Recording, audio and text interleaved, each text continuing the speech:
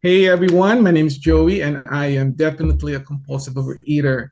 And what does it mean for me? That means I take responsibility for my actions and I weigh and measure my meals up to GreySheeter, write them down. I call and commit to my sponsor on time. I don't eat no matter what, and abstinence is my primary purpose today. So good to be here. I'm always working on a Monday while I'm off, but I do a lot of things that I have to do. But it's holiday here in the US, it's Martin Luther King Day. So when asked me to speak, I said, of course, yes. It's been a while, years, probably like 6 or 7 years that the last time I came here to the Ireland 3 p.m. meeting. Amazingly, I just do this one day at a time. Welcome to everyone. Welcome to those who are counting days. I know a lot of you people around here. It's a very international meeting that we have. I see a lot of people, a few people from Long Island, from Germany, from England, and wherever you are. I'm here because I want to build a defense against that first compulsive bite. That means that I need to weigh and measure my food without exception. So I came into this program. My abstinence date is June 7, 2013. But I say it with humility that I am one bite away from that compulsive overeating. When I wake up this morning, wow, if I do exactly what I did yesterday, weigh and measure my food, 3 meals of degradation, and they're always delicious. They're always number 10. But that doesn't mean it's always. But as far as I know, last night, my God, the food. Oh my God, I love my food. If I do exactly what I did yesterday, today when I wake up, I count my days day one. I have a better chance of being abstinent again. I had just had one meal. I have 2 more meals to go. That's my time. I eat late and I do exactly what my sponsor tells me to do, weighing my food without exception. What does it mean for me?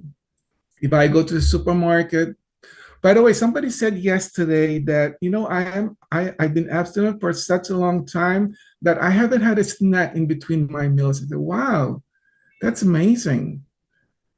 Because I could see myself before abstinence that I just had breakfast and all my mind was thinking about, forget about lunch. Or what could I eat for snack? Or what I could eat for this one. But today, I had my delicious breakfast and I haven't had a snack in between. And I'm okay to wait after the meeting to eat my lunch because I know it's going to be good. It's weigh and measure my food without exception. I came into this program. You guys have known my story, but those who haven't heard my story, I came to this program in the Sayasat Hospital. It's a hospital in Long Island, New York. And amazingly, when I think about that, it brings me back the memories that I have. I was morbidly obese. I've been maintaining a weight loss between 90 to 100 pounds. I'm so happy, because when I came in, by the way, I'm happy that I lost the weight, but I'm much more happier because I gained to get a life that I thought that never exists. You know, um, I wouldn't say that I love my vanity. I wouldn't say that I don't like the anonymity that I have, but I love it. I love the vanity, but I learned that it's not just the vanity, it's the steps that allows me to understand that what I do is because something, somebody said, you know what, I don't know why I overeat. I overeat probably because I have no self-esteem or those things. But what I learned is that through working the steps, I'm able to understand slowly, and trust me, it's slowly for me because I'm not there yet, that I could see what the root of my compulsive eating is. Could be an emotion, could be an anger, could be a happy moment, spending, things with my family. Any of those emotions, could trigger me to get that compulsive bite. And like I heard in these rooms, just take it one day at a time. I heard in this room that this too shall pass. I also like the fact that you just let go and let a higher power, which is the God of my understanding, take care of you. But I need to do the action. I need to do what I was told, and that I learned it from the steps. And well, I always want to make it different because I love service. You're gonna see me again, probably in the next week or so, somewhere, in the meetings. But I love doing service as much as I can. But today I'm able to understand that if I can't, when I weigh and measure my food, it gives me the opportunity to weigh and measure what I could do for the fellowship. I used to go like, oh, somebody asked me at 5:30 in the morning to wake up, and I would do that. But today, I weigh and measure my things that I have to do. I need to take responsibility for my work. I need to take responsibility for the people that I take care of. And by doing that, I'm able to say, you know what, let's make a plan, let's schedule that. But I used to say yes, yes, yes, and all of a sudden I get into that entanglement. I'm not able to take care of myself. And I've seen people, who did not remain abstinent by being resentful, and I don't want to go there. So I want to talk about resentment. I want to talk about acceptance. I want to talk about the willingness that I have. So when I before I got into today, I do some service. Well, we had this amazing group of people who wanted to do a podcast for the GreySheet community. So we've been doing it almost every 2 weeks or every month. We invite people from GreySheet about different topics, and the topic was relationship and abstinence, which includes dating. And said, wow. And what I gained from these people is that amazing, amazing companionship between those two abstinent GreySheeters who weigh and measure their food without exception. And honestly, and I'm sure he's here right now, he's one of those, it made me feel sad about myself being single.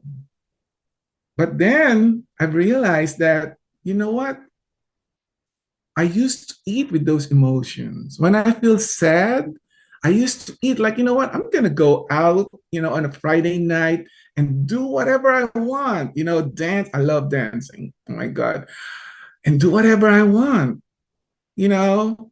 I gained this respect, I lost the weight that I have and I feel good about myself.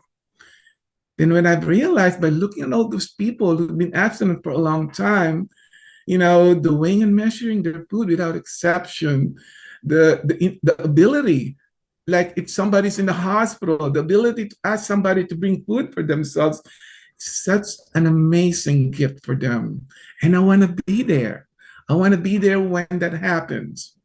But today, that loneliness, that slight loneliness, you know, suddenly just disappeared because I know that if I just weigh and measure my food without exception, I'm able to understand that this too shall pass. And now I have the tools. Um, Early in abstinence, coming from a morbidly obese person, I just said to myself, you know what, I'm going to lose the weight, and I'm going to go out dating. I'm going to go out dancing. I'm going to do everything that I want. And then my sponsor was so nice. She told me, because she has enormous amount of years in AA. And she said, you know what? And she doesn't instruct me. She just gives me like those small little things. You know what? In abstinence, we always think about, taking away those big decisions in the next 2 years. So I said, okay, I trust you. It took me a while. It took me a while, like 6 or 7 years after my abstinence, to start dating again. And I said, I am ready today. I'm going to put on my nice shirt. I'm going to put on my nice, I don't even know what, those skinny pants were. I'm going to wear those things. I'm going to go out on a date. I'm going to get myself in an app, those things. I'm abstinent. But I realized that not only because I am abstinent, that I'm able to understand that there's so much that I need to understand inside myself. You know, there's the saying that, you know, you build your intimacy, not just from the outside, but inside yourself. That's 5 more minutes. Thanks, Laura. Boy, I could talk for an hour, you know, but I'm just going to wrap it up. What I gained from those things, especially what I got today, is that I still need a lot of things that I needed to build in myself. You know, and this is what I got from this book. You know, we always talk about the acceptance prayer, right? But when I've been doing these 12 steps, and I'm still learning a lot, I'm not a big book thumper, but it says the other part of the acceptance prayer, which on the last page, it says that acceptance is the key to my relationship with God today. I never just sit and do nothing while waiting for Him to tell me what to do. Rather, I do whatever is in front of me to be done, and I leave the results to Him. However it turns out, that's God's will for me. I must keep my magnifying mind on my acceptance and off of my expectations. Oh my God, there you go for me. This is for me. For my serenity is directly proportional to the level of my acceptance. When I remember this, I can see I've never had it so good. Thank God for AA, or thank God for GSA. What I got from this one is I need to do the work. First, weighing and measuring my food. What a gift, right? What a concept. We weigh and measure our food. That scale gives me a lot of opportunities. And I could stumble down, which I did. You know, but when weighing and measuring my food, it made me the realization that I still need to do a lot of things in myself. I found another 12-step program. I found that all I need to do today is just focus on myself. I could even say no. You know, all I need to do today is that I know I have boundaries. You know, all I need to do today is I understand it's not about my emotions. It's not about the money that I spent. It's about what I believe that it's the root of the cause of my compulsive eating. Because, oh boy, if I do all those things today, it's going to go back to the same thing that I do, you know, overeat, you know, eat between the meals, my meals, you know, or just ordering stuff that I've never done for a while. I love my food. Don't get me wrong. I love them. It gives me opportunity to fight food with my food. So yes, my acceptance is the relationship with my God. And the more I have acceptance, it's inversely proportional to my expectations. What did we say in the rooms that premeditated expectation is the premeditated form of resentment? That's what I always do. I expect things when I go out on a date. I expect things to be like the way I want it to be. And it didn't go the way I want it to be. There you go. My resentment comes in. But is it amazing that only because I weigh and measure my food, I'm able to understand that there's a lot more work to do.